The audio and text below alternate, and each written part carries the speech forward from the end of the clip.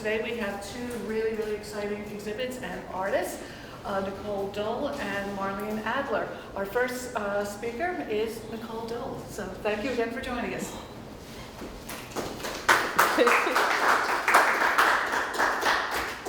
Hello. So I'm going to wing this a little bit, but I'll talk about why I did this selection of art, which was because unfortunately my mom passed away of COVID in 2020 before we had the vaccines, and it was a very traumatic and, crazy experience. So we're not going to go into all of that depressive stuff, but of course that changes you. My mom was my best friend, and she's like my soulmate. I feel like I want to see her again. I hope that I see her again, and I'm looking for signs all the time that I do. And in my life, it's been a little weird. My boyfriend and I lived together. We lived with my mom in the house, and we actually have this lamp. And this lamp is a grow lamp for plants. And so one of the things I got into after it was working with nature, going outside, planting seeds. I never grew things from seeds before. I was a wreck with that kind of thing. I kill plants all the time, and things that are smaller than cats. They don't do very well with me, even though I love them. But I got into that, and then he got into that, and we were just planting and growing things, which is, obviously the opposite of death, which is a great thing. But this lamp goes off randomly all the time. Yeah. So I started thinking about signs. After the funeral, her TV would go on. It went on a couple of times. So it went on like at 11 o'clock at night, weird times. We weren't expecting it. And then after that, this lamp we put up, not during her life, but afterwards, and it started going off. We're like, okay, no offense, lamp's made in China, it's from Amazon, maybe there's something wrong. My boyfriend happens to be an electrician, so our electric's pretty good in the house right now. So we're like, maybe it's an electrical thing, maybe it's this. We looked at that kind of stuff. We're like, I don't know. And then it would just come on every now and then. Couple of days will go by, it won't be on. A week it won't go by, it won't be on. Sometimes 2 weeks will go by, it won't be on, but then it comes on. I call it the guardian lamp. And so there's no rhyme or reason for it. And then I was seeing other things, like I'm very in tune with the idea of 3, because I come from a family, and no offense to the guys in the room, usually they kick out the men in their lives. So I've always been a family with a grandmom, a mother, and me. And before that, it was my great-grandmother, my grandmom, and my mom. And so that kind of trio just like really resonates with me. There's also a goddess named Hecate, who is the goddess of the crossroads and the underworld, that kind of thing. And dealing with changes in your life and crossroads really resonate. And she's known as the triple goddess as well. The maiden, the mother, and the crone. And so all of that kind of stuff resonates with me. So I ask to see things in 3s. So when you talk to the universe, whatever you are, whatever your beliefs are, often you'll pray or you'll talk to somebody. And I say, can I, if you give me signs, can you give me signs in 3? So I went to Puerto Rico, and a lot of this artwork actually comes from a bachelorette trip that I took to Puerto Rico. Of course, all of my vacations have something to do with art in some way. I make sure they influence what I do, and it's not just like a trip to, sit on a beach all day. So I saw when we were leaving one of the areas, 3 very majestic dogs come out and just sit and just watch us. Like when the sun was setting, there were no other dogs in the area. It was sand dunes and hills and cliffs and water and a beach on one side, salt flats on the other. And there were just these 3 random dogs. But they were so majestic. And then, I know it's a weird thing, and I'm talking about all these things that don't have to do with art, but they do in a way. So being like that, I'm looking at nature, we had 3 raccoons that moved into our house. And one night I came home from work at like 11 at night, and there was a huge raccoon, a medium one, and a small one, and they were just like, yeah, this is our house now, what's up? And I'm like, okay. So then as they started moving their furniture in, we decided, well, I guess we have to, do something about it. The other day on my now camera that I have in the backyard to see wildlife and other things, we now have 3 new raccoons. So the idea of 3s keep popping up, and it popped up in very weird places. Like when you look up and you see this 3, and then the next thing you see is another sign that says 3, and the next thing you see is another sign that says 3. There's also been like a weird random robin that showed up in the middle of the night in winter. And I pulled into my driveway, and there was a robin just sitting there on the ground. It was cold, and I was like, oh no, is it frozen? Why is there a robin staring at me? Again, 11 o'clock, coming home from our class. A couple of my students are here from Thursday night printmaking. I am looking at this bird, and then I'm like, there's a bird. I don't know if it's frozen. Can you come out? And 1 minute later, he comes out with his light and his camera, and the bird's gone. And there's like nothing of the bird in the daytime. It's not frozen. It's not dead. There's no birds anywhere. It was just some robin in the middle of the night. So it's things like that and our guardian light that sort of inspire me to feel that there is something beyond, that there are things watching over us, that the people we lose still follow us in some way, that there's some connection, and that I can still be connected to her. So with that, I started looking into consciousness and what's beyond. I was never given a religion. My family's Catholic, but I did not get baptized, so I've always been free to sort of explore. And so that's what I'm doing now, because it's my way to get close to her, also to understand myself. And so all of that kind of thing is filling into my artwork now. Things from other people that I'm learning, from videos that I'm watching, from books that I'm reading, because I went into like this big self-help book. Most reading I've ever done in my life, and that kind of thing. And just looking for signs in nature, especially because I'm very close to nature. We've always had animals. So the artworks that you see are either thoughts about consciousness, things how we're all tied together. I believe in the as above, so below concept. I believe that we're all kind of reflections, that everything that we have in our lives is reflecting in nature, that is probably reflecting in the heavens. And I believe that there's one thing we can all eventually come to and come from. So I have faces of weird little statues I found in Puerto Rico, but I felt like they were very, very, they just had this sense of serenity on their face, like they were lost. And they weren't all like Buddha faces. They were weird women that were deteriorating and things. Long story, so I won't get into it, but we stayed in a weird place called the Jungalow, and they had a lot of weird statues there, so I started photographing. So that's where images like this come from. And then ones that have more shapes are more about the universe and more about how we're connected mathematically, and how just like the Fibonacci sequence, how it's repeated over and over in nature. Same with this, because we've got all of the patterns, and we have the shells that are reflected in this artwork. So we just see that over and over again. So there's a lot of metaphysical stuff. But I'm also looking at my past, my ancestors, that kind of thing. When I'm doing my art, I've been working on researching that even before all of this happened. So I think about trying to find those roots, not just the universal roots. And so there are certain things like here where there are 2 rib cages together, and I called it Next of Kin, and one that I did with these 2 rib cages in a different artwork that I had because it was too connected.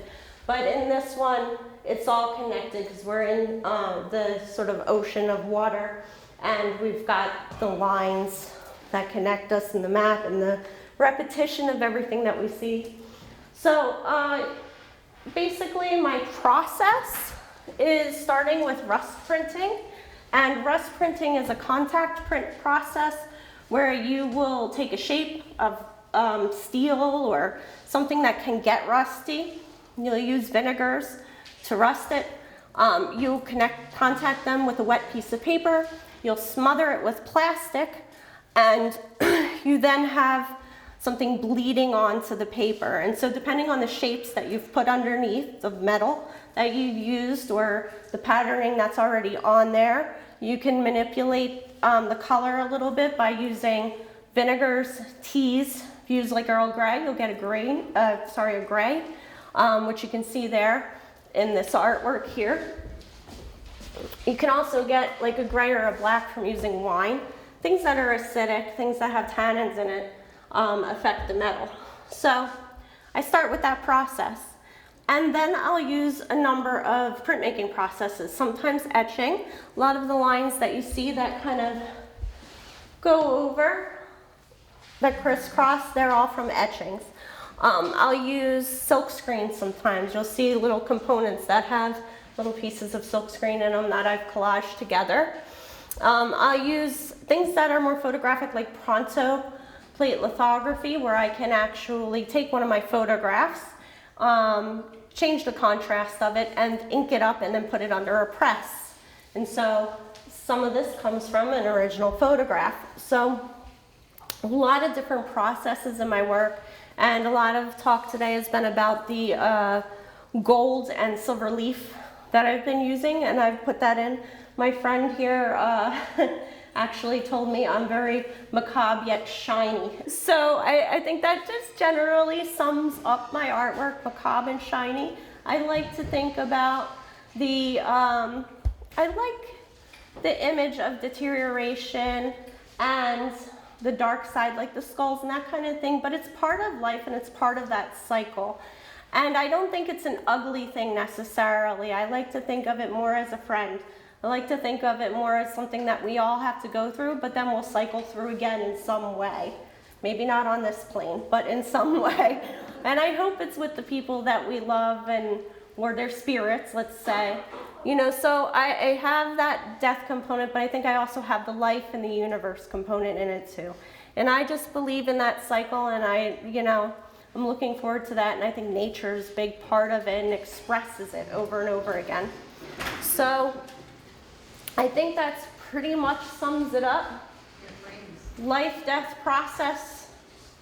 Oh, and Lois would like me to mention my frames. My boyfriend helped put them together.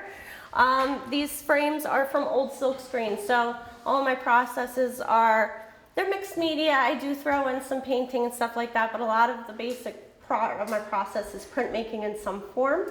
So these are old silk screen frames with mitered borders inside, and a lot of people often really like the frames.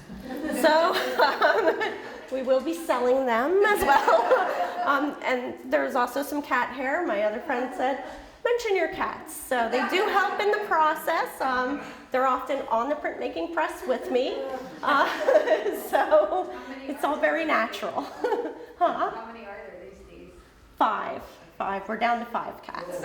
So, but there's one in particular that likes to get on your shoulder and the printmaking press and ride it while you're rolling it through. So yeah, so nature, birth, process, death, going around. That's the life. And that's all.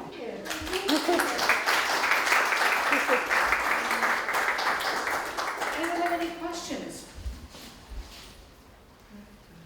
There isn't an exam at the end, so it's okay. Questions or comments? Yes. So when you start with the rust shape, you just put the metal down in any particular fashion, or you just let that be more random and see where it takes you? So it depends. Sometimes, especially when I'm dealing with landscapes, I used to do a lot more landscapes and deteriorating buildings. I would lay them down so that, and apply the vinegar and the wines and the shapes so that they laid in a landscape fashion. or created a building, or created, I have one of a boat that I love, created the boat. So I would do that purposefully. Sometimes I have shapes that are actual skulls or, you know, different buildings or things, and I'll use those in particular to replicate those shapes. It'll still be a little more experimental because you don't know exactly what's going to happen. You can just sort of approximate what's going to happen. But then some of them, I use large sheets of metal and let the bleeding process happen. As you start to do the rusting, you can manipulate where it kind of creaks and moves and like has different patterns in it by using plastic or just plastic wrap. And then the next time that dries that way, you can re-rust, do a rust print again, and you get some of that pattern in it. So there's ways to manipulate it, but in a sense, when you're using those sheets, it is very experimental. So it's a little bit of both.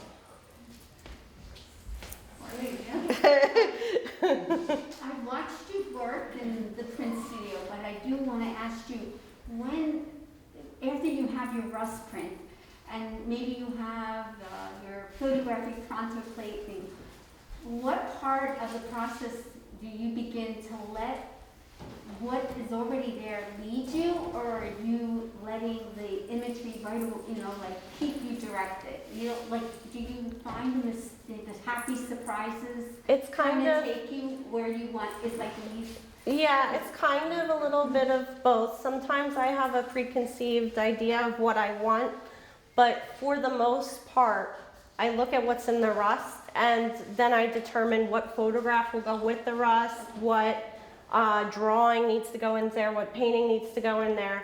And so the print actually ends up leading me most of the way. Like whatever happens each time I add a layer, then I add more to it because of the work. So it's usually leading me. But sometimes I'm like, I definitely want to use this image, but then I'll pick out from a big thing of rust printing that I did what rust goes with it too. So it goes both ways. You know, sometimes you're looking for the ghost or the signs in the work, a little like divination with with rust, and then you can take that and go with it. And sometimes I like to just use the rust, so it depends on what's there. Like I loved this, and I cut it into a circle, but I love the way this came out, and this print kind of evolved because of how much I just love that circle. So yeah, so it does. It's a little bit of both. I know you talked about your gold leaf or your metal leaf a little bit, but I wanted to know if there's a symbolism to the reason why you use it, or is it a practical thing to just, you know, make certain areas pop more, or? Good question. A little bit of both. I was actually thinking of telling you that and skipped over it. Bless you. But it is one, I love everything shiny and sparkly. That is a thing. Two, gold is very much, because I teach art history too, so some of my ideas come from what I have to teach and what I learn while I'm teaching. And so gold is very much related to the sun and the tops of our pyramids and communication with the other world, if you want to look at it that way, and that kind of thing. So gold has a lot of importance throughout a lot of religions and a lot of history. So gold for that purpose.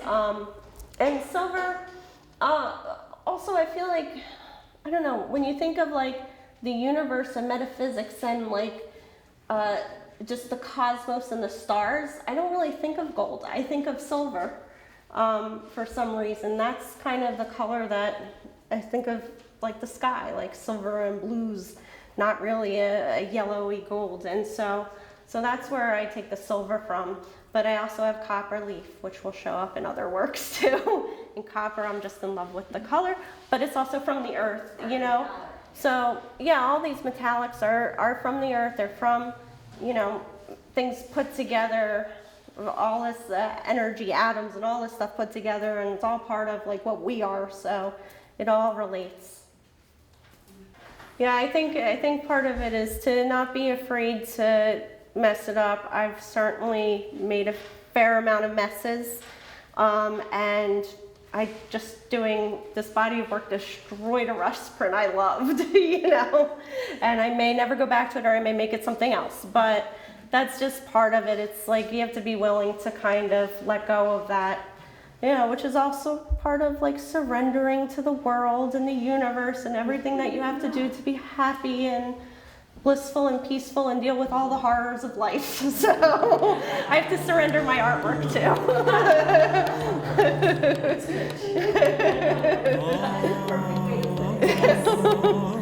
Any other questions? All right. Okay.